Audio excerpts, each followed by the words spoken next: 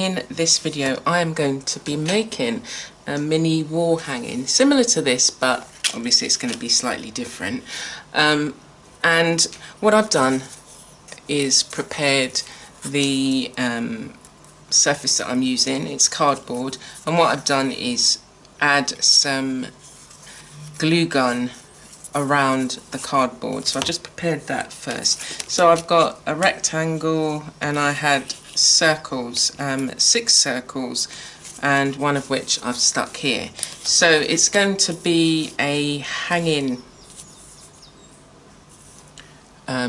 mini wall hanging. So you can decide how you want to how you want it to look, whether you just want a series of small cardboards, and this has got